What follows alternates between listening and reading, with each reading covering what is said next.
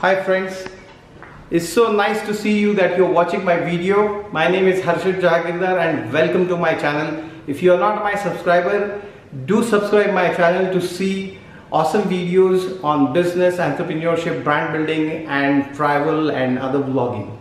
So today I'm going to talk about opportunities. A lot of people ask me, I want that best opportunity to come in my life. I want that break.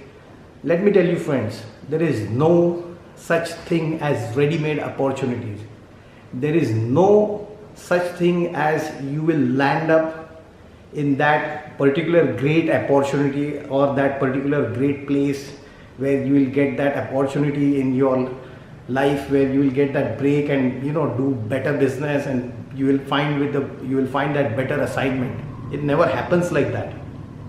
I have been through that entire process, and my practical experience is that if you want to land up with the right opportunity, you have to create it. You have to take efforts to create that opportunity in your life.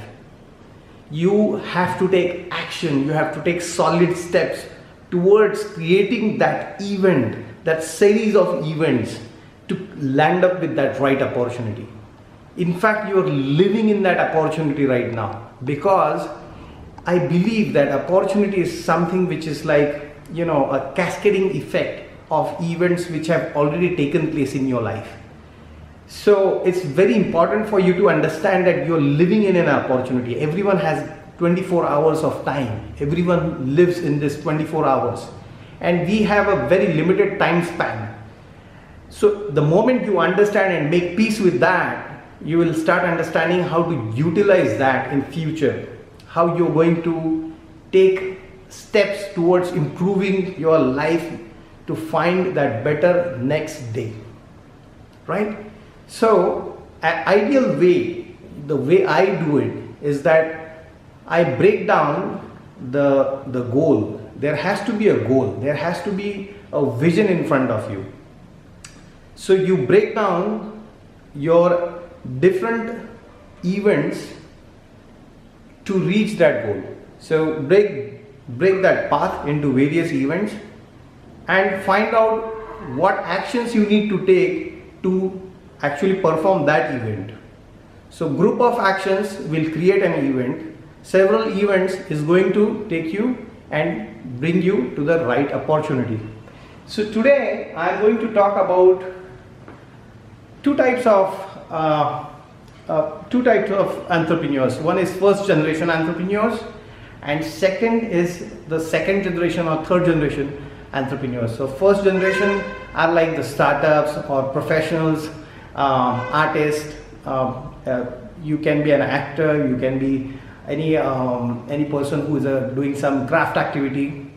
So what you should do to land up with a very great opportunity in your life? So I'll start with startups. Okay, let me first sit on my desk and I'll speak with you.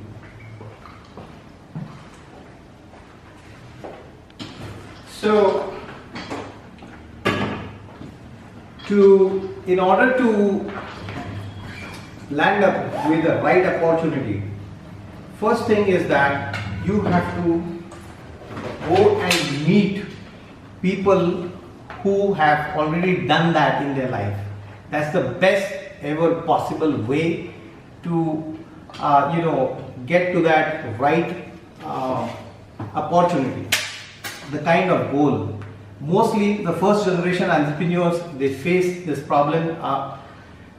They have amazing ideas, or you are supposing say a professional who is nice, you can sing or you can draw something really nice.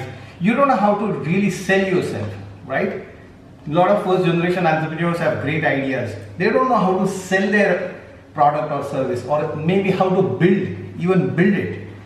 The best way actually is to find people who can help you to build your ideas. So find such people. I'll tell you, the best way is to actually hire mentors. It's the easiest and the best method. When you're hiring a mentor, try to find a person who is himself a practitioner. Don't find a person who is just, motivating and talking really big. Try to find a person who has actually gone through that entire process. He has actually, done those things practically. He has walked on those difficult steps and gone through that entire pain process. He will give you, or she will give you, the right advice. Don't try to go and get the advice from friends and family who have never done what you are planning to do, because they might discourage you. So try to find people who have actually done it, and they have been successful at some degree at some point, and they're actually doing what they love to do. Those people will help you. So first is that. Second, go and associate yourself with really nice events. Like try to visit seminars which are talking about that subject, and meet people there. Try to get fresh perspective on that subject.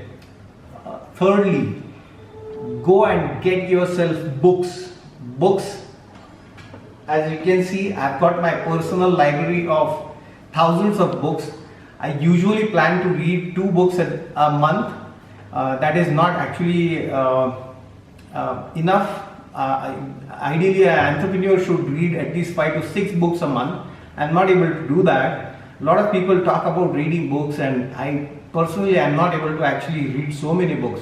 But I used to read books when I started my company. So you should read at least 2 books, in your own field, what you are trying to achieve.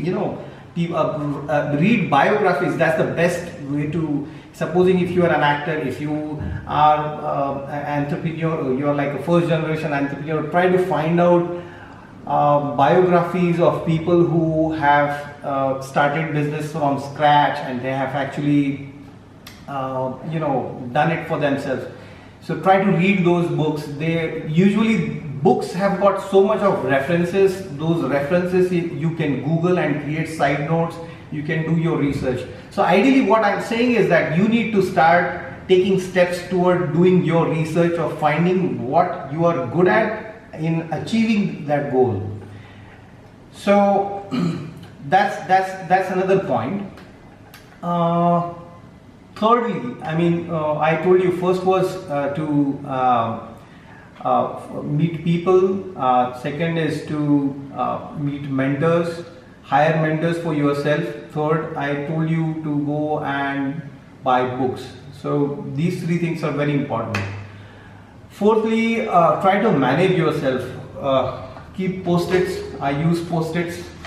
I keep on writing stuff on the board. I keep on, I have a diary. I keep my diary with me, and I keep on updating that on the diary. And if you keep on, making notes of people you meet, this is how I keep on maintaining my own diary. This is how I'm really meticulous about, doing my own research. So that's the best way to do it. Now, going to the second generation business owners or third generation business owners who have actually hit the roof, they have hit the saturation point. They are not able to grow. They are not able to outgrow their current existing situation, the turnover. They are not able to handle competition. So ideally, what you should do is that try to find out the best industry practices, which will shuffle things, which will shake things in your organization. If it's like a second generation business, what happens is that most of the businesses are like 20, 30 odd years old, and they are using the same old practices. But after the year 2000, things have radically changed. Everything is moving at a lightning pace. So what you need to do is shake things up. If your father has started the company, or your grandfather has started the company, then it's very important for you to understand that you have to bring in some new fresh perspectives into the company.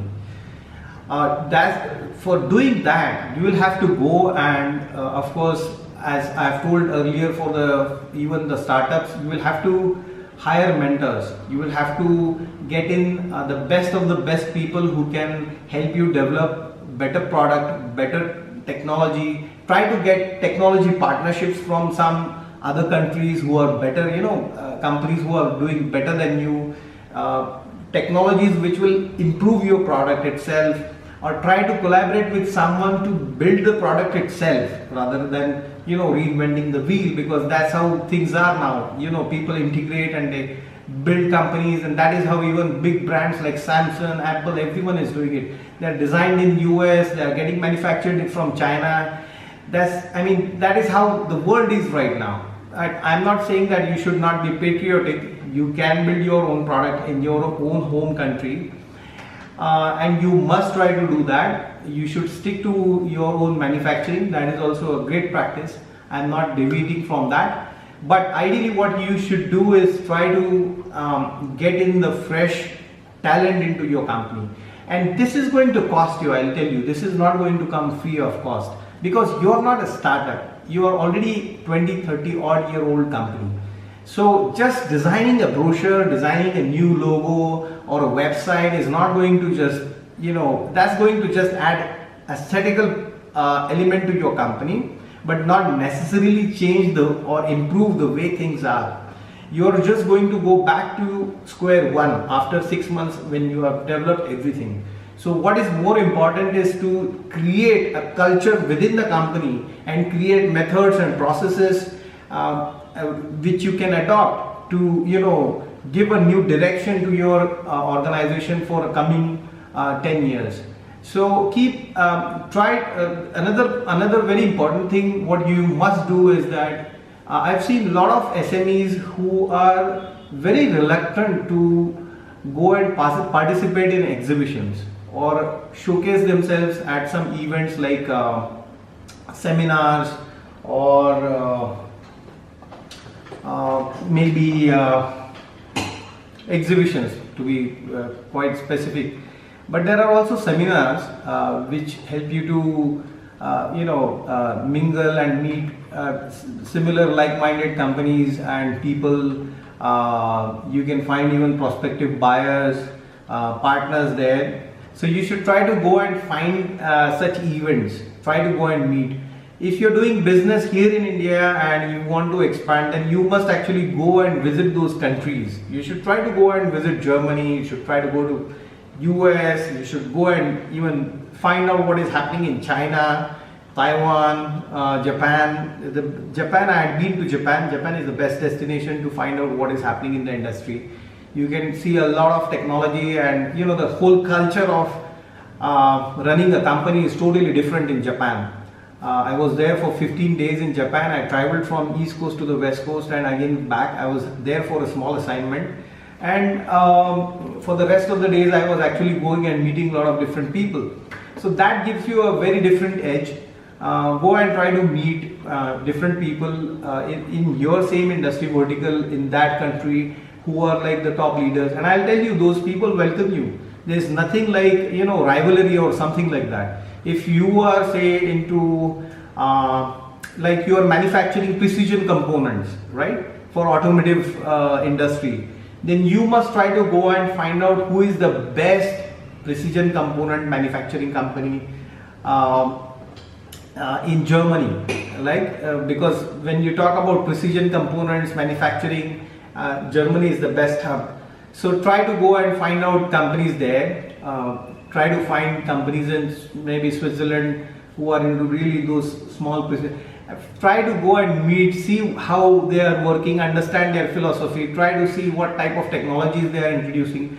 Maybe you will land up with a partnership deal where you are going to be like an OEM for them or something like that. So unless until you shake your organization, the way, the approach, you're not going to get into that trajectory. You need to really work hard. You cannot just get into the routine of every day coming to the office, sitting and doing all those same activities every day, right? So I think I've given you a lot of insights and ideas about how you can improve your brand, and I think this video will be useful.